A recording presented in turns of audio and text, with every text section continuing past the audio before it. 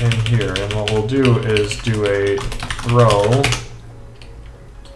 retry, no. How should I?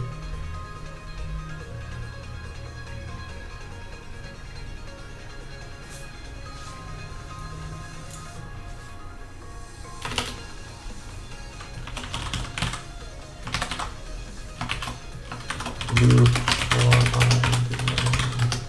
okay, so I'm going to do a non-local exit. I'm going to throw out this modulus.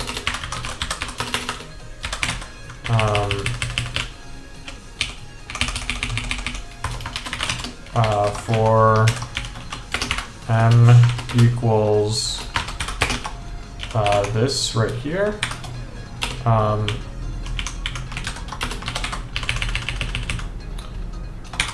I'm going to throw that, and then unless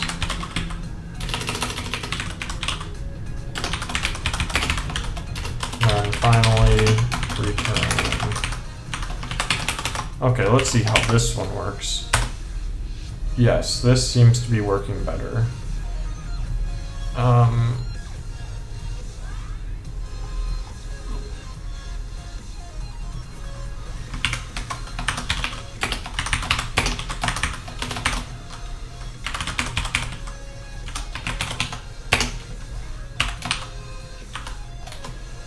Okay, so this is 2 to the 60. That's that is very, very good.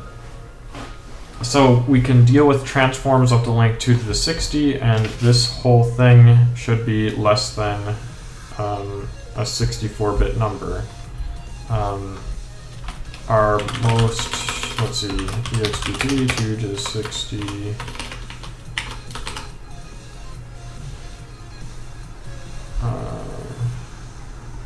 Let me think.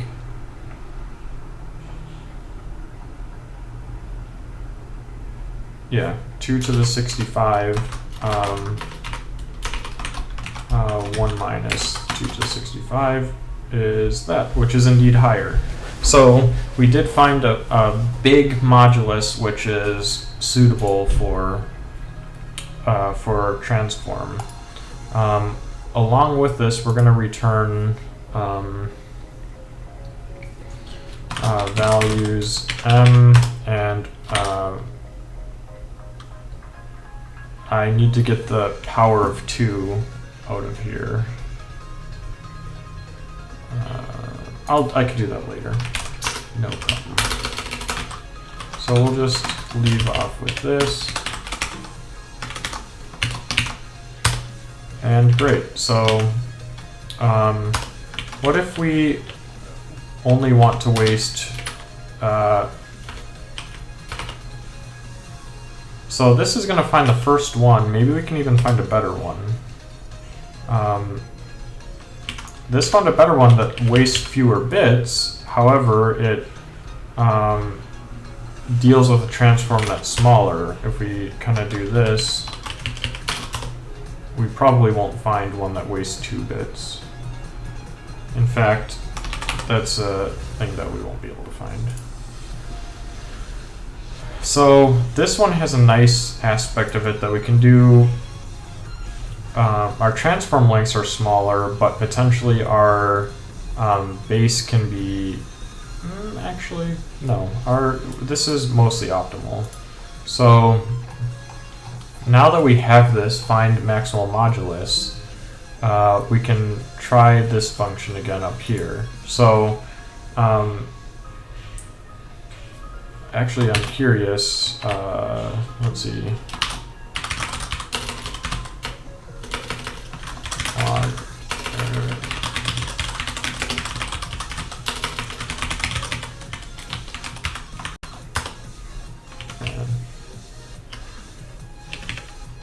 So if we do this on 62 bits,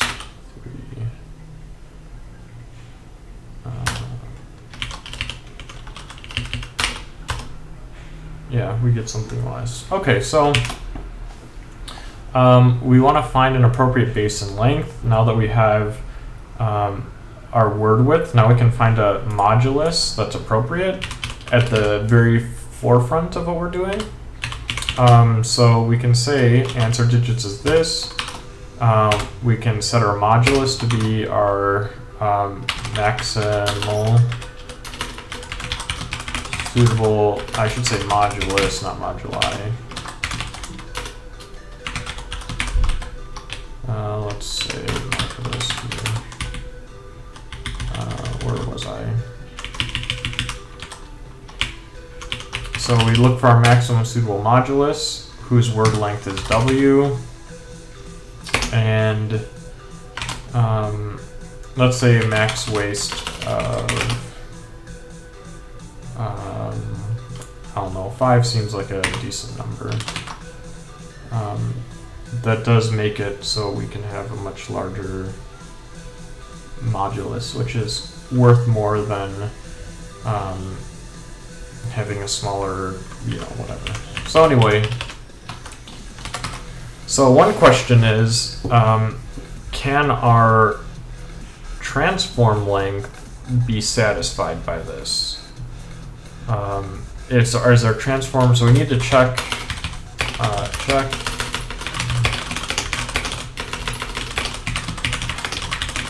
there's no,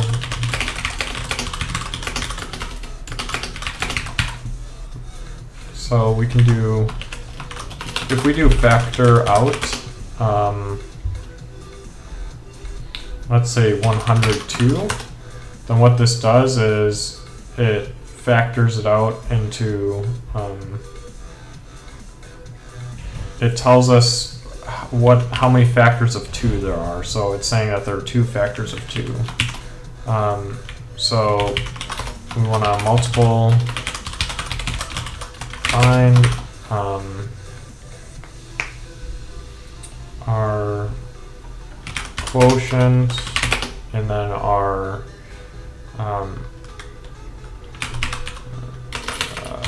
num2s, I guess, which is going to be factor out m2, and we will need this to be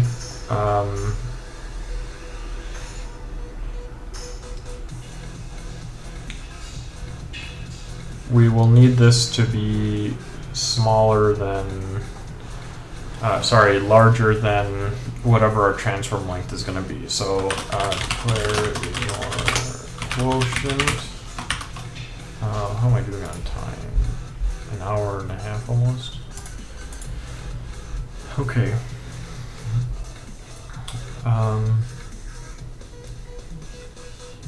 So we have our max word, which is there. We don't need to do this find suitable modulus stuff anymore.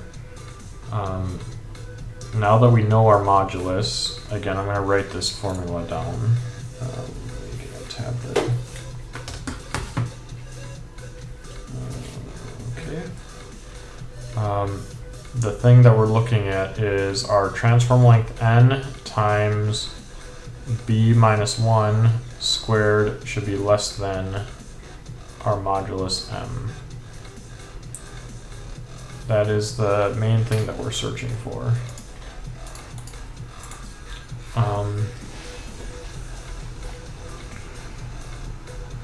So we know our maximum transform length now.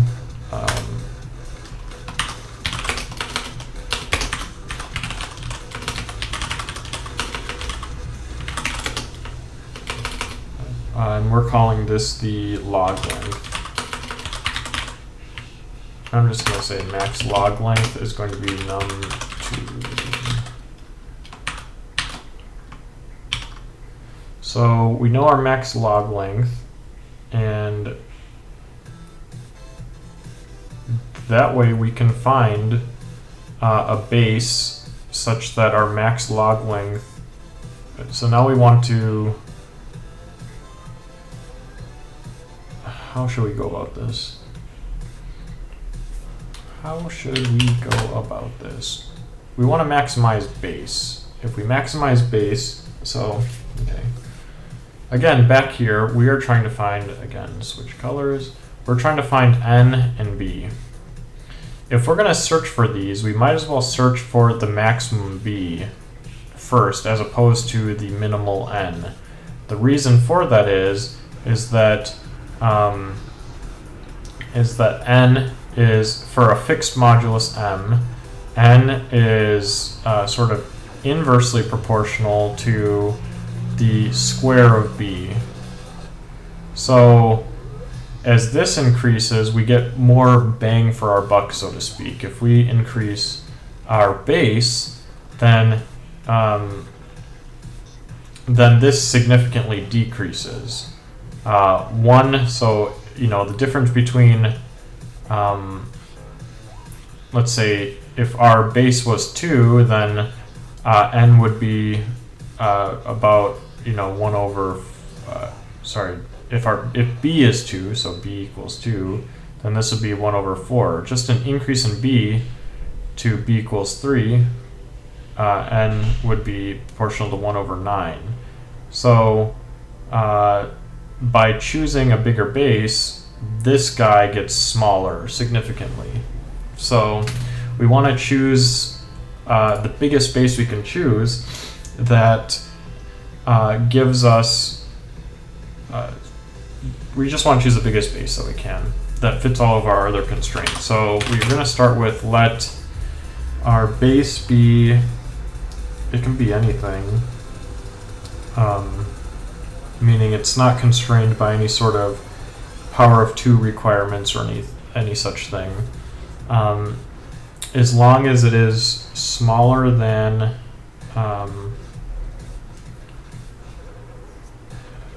how should I say this? As long as it is smaller than the modulus and so on. So maybe actually we can do a sort of perfect. Yes, there is one more thing, that our base must of course naturally be smaller than 2 to the word length plus 1 minus 1. This is a natural constraint.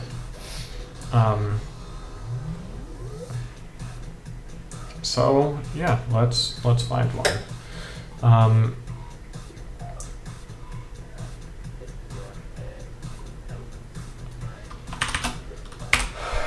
So the base we're going to try, this is going to be a loop now. We'll keep this loop right here. If we start with a base that is, so going back to the problem, we want to represent num digits, decimal digits.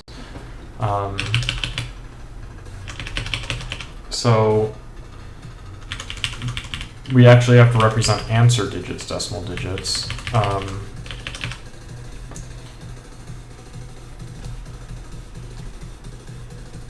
And we want the smallest transform length that we can get away with. So, okay, so actually, yeah, let's loop by transform length instead, like we were doing before. And once we find a transform length, we will maximize the b for that transform length unless such a b doesn't exist. So let's see. L is our exponent, that's our log base. N is our transform length. M we know.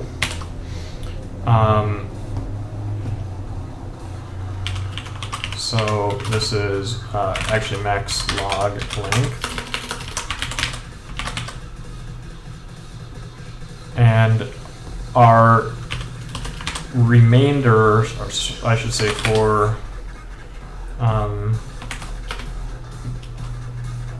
our b expression is equal to the division of our modulus.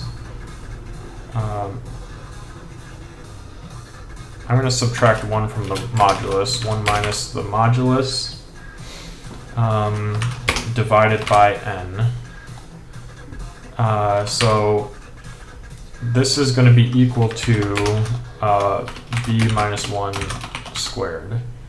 So b then is for b equals the floor